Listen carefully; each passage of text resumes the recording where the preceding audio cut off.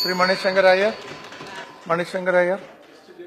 Sir, the Honourable Minister of External Affairs, in the statement that was laid on the table of the House on Thursday, has repeatedly used the word advice.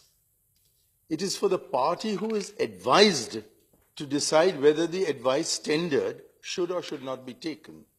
What has ruined our relationship with our most important strategic neighbor is that in reality, we have converted advice into orders. You cannot force your advice on a sovereign, independent, constituent assembly. Nepal's constituent assembly has 116 elected representatives from the Tarai region. Of these, 105 Tarai representatives voted for the constitution. Do we know the Nepal Tarai better than Tarai's democratically elected representatives? Yes, we warned that an agitation would break out if the amendments we proposed were not accepted. But who is running that agitation? Certainly not the 105 elected representatives of the Tarai region who were in the Constitution and voted in favor of the Constitution. Only 11 elected members of the Tarai voted against it. I think we should have some sense of proportion in whom we support, whom we don't. We have a Madheshi delegation in Delhi just now. It consists of 4 members. 3 of them were defeated in the elections. The 4th stood in 2 constituencies and lost from 1. So who is representative of the views of the people of the Tarai? Should our interference in Nepal's affairs amount to telling the voters of the Tarai whom they should vote for? Sir, instead of rushing a special envoy to sort out the practical problems caused by the current agitation, the only special envoy the government has sent was a man who, according to one Nepali commentator, behaved as if he were Lord Curzon. Now, I know this Foreign Service officer. He has high propriety. He's a very well-behaved, well-spoken young man. So why did he behave as if he were Lord Curzon? Was he under instructions from the Prime Minister's office to misbehave in Nepal? In any case, what did he achieve from this misbehavior? So we have only last month debated our commitment to the Constitution, which we adopted on the 26th of November, 1949. Would we have stood for a foreigner arriving uninvited the next day to tell us not to promulgate our Constitution, not to proclaim it? That is exactly what happened in Nepal on the morrow of their ending 7 years of earnest struggle to arrive at a national consensus. They had arrived at a national consensus. Why were we trying to undermine that national consensus? Especially when the situation in our country is that if we can amend our Constitution more than 100 times, the GST Constitution Amendment Bill is numbered 122. If we can amend our Constitution 122 times, why can't we trust the Nepalis to make their amendments after promulgating the new Constitution? Please remember, sir, that the Constituent Assembly has decided that the Parliament which exists just now will continue functioning as a Constituent Assembly even after it becomes a Parliament. And there has been a decision taken by the Nepal cabinet, which is in the public domain, that there are issues that are outstanding and that they will sort these out through amendments to the Constitution. It is they themselves who pledged to do this. Why should we go and tell them that we don't trust you, we want to hold you to your pledge, you must do it immediately, and do it today because day after tomorrow you're promulgating the Constitution? Is this the manner in which we treat with a sovereign neighbor of ours. We added insult to injury by describing their largely adopted constitution. There were only 25 members who voted against it. More than 500 members voted in favor. And yet we described in our official spokesman's statement their constitution as a constitution, not the constitution. Not a word of felicitations. No congratulations on their changing a Hindu kingdom into a secular republic. Not a word of welcome. So naturally, the Chinese stepped in. We gave the Chinese a golden opportunity of being one up on us in the general affections of the Nepali people. Let me just read out to you one comment. All that goodwill, he is referring to Prime Minister Modi's visit, has now been squandered by decision makers in New Delhi who have callously turned an entire generation of Nepalis against India. This is the great achievement of our democracy as viewed by the Nepali Times on the 5th of December 2015. We have another Nepalese commentator who writes in the Indian press, Yuvraj Grime, saying the current standoff is only a manifestation of India not knowing where and when to stop, even when there were clear signs of India's role being counterproductive. And I have a final quotation from another Nepalese commentator, Krishna Sanjali, who said the standoff between the two neighbors is not really about the recently adopted constitution or the rights of the excluded Plains community. It is about bruised egos in the New Delhi establishment trying to teach Nepali politicians a lesson for not listening to them. Is this how we wish to be perceived in Nepal? Is this not how we are being perceived in Nepal? The children of Nepal are being told that they can't go to school because India is stopping them. The women of Nepal are being told that they cannot have food, fuel, medicines, vaccines for their children because India is stopping them. What are we achieving by this kind of behavior?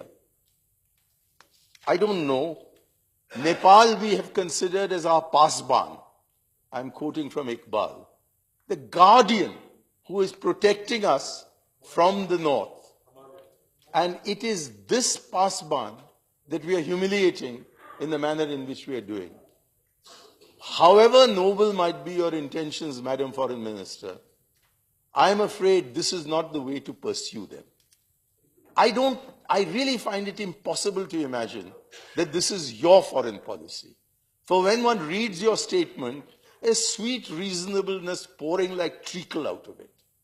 So who is responsible for this kind of bad behavior? Who is being an authoritarian vis-a-vis you and making you behave like an authoritarian vis-a-vis a neighboring country? Chuppi todo, chuppi todo. Whether the External Affairs Minister agrees or not, that we have in effect imposed an undeclared blockade on Nepal, most public opinion in Nepal believes that we have. This has alienated an entire generation and an entire people from us. Is this the strategic objective of your foreign policy vis-a-vis our northern neighbors? Again and again it has been stated in this House, and I trust you'll respond to it, that the UNICEF Executive Director has estimated that 3 million children, 30 lakh children, as pointed out by Sri Ram Prakash, under the age of 5 are at risk of death or disease if the blockade continues. Now, this is a human tragedy of such proportions that the least humanity should have led to our rushing teams to Nepal to work with the Nepali authorities on finding alternative routes or on pacifying the agitators. It has been pointed out in this debate that there are many routes into Nepal. My own information is there are 27 of these. Only one of these is blocked, or perhaps 1.5 of these is blocked. Why aren't we doing the humanitarian thing of ensuring that through other routes, along this corridor, this border which is nearly 1,800 kilometers long, we can't find entry points to go in there? Or the suggestion that Dr. Karan Singh made, that we airlift vital medical supplies at least to them, that we airlift, that we find some way of getting the fuel in there. For if we don't, it's not as if Nepal doesn't have an alternative. Nepal can either look southwards or it can look northwards. For a long, long time, the Himalayas were impenetrable. They no longer are. They can be penetrated, they can be flown over, and there are land routes that can be opened between Tibet and Nepal. And if any of these were to be used, then the strategic objective of our having a certain number of states, independent sovereign states, on the northern borders of India will be defeated. And if they are defeated, our internal security is more threatened than by the Whistleblowers Protection Bill.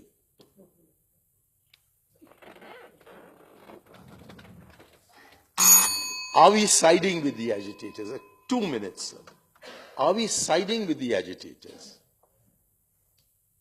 There seems to be a suspicion everywhere, not only in Nepal, but in several sections of India, that we are siding with the agitators. And if we are doing so, then we are only exacerbating the situation. This is not punchy. This is bullying. This is what Rajiv Gandhi used to call the quest for dominance. He used to say that about the imperial powers. He must be wondering why we have become victims of that syndrome. So instead of sending an all-party delegation to Nepal, because I'm not sure that we have an adequate consensus in this House, as the External Affairs Minister herself has proposed, I would suggest that we open individual political channels, as Dr. Manmohan Singh did. When there were tensions, he used members of the opposition, not just of his own, not only his own government. He used Dr. Karan Singh, of course, but he also used Comrade Yechuri. He used Sharad Yadav. Why is it that you are hesitating from doing that? We are also available as willing hands and willing minds, but we are not ready to join in your bullying. If we are going to go and talk reasonably, preferably secretly, don't please choose me. Choose somebody like Dr. Karan Singh. He can go and talk to them. And he can explain to them that the blockade is the doing of the Modi government, not of India. We have to make it clear to the Nepalis that India is not harming them. It is the Modi government that is harming them. So I would suggest that if you are not intending to harm them, you rush a technical team immediately to work out how to lift the blockade or how to bypass it, how to undertake airlifting.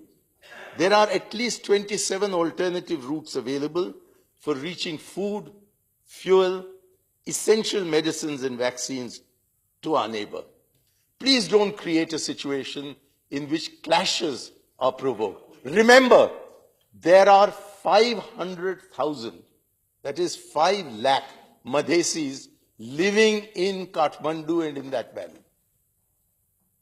If you start joining hands with those who are conducting the agitation instead of functioning as a good neighbor who pacifies matters, you may end up endangering the very people whom you pretend to protect.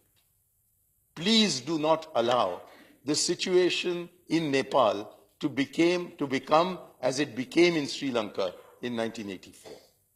Please stop all this provocation. Turn to the Nepalis as a friend. Stretch your hand out to them. And if we see that the government of India is being friendly towards Nepal, that's the right time when an all-party delegation goes and says, we support you. You send an all-party delegation now, and even if I keep my mouth, of course I've said I won't be in it, but even if I keep my mouth shut in the official meetings, They all know in Nepal what is the stand that I've been taking. Therefore, if we don't do all the things that I've suggested, we will lose the game to the Chinese and forfeit the goodwill of the Nepalese people for years and years to come. Thank you, sir. Okay. I think that is now discussion over. I think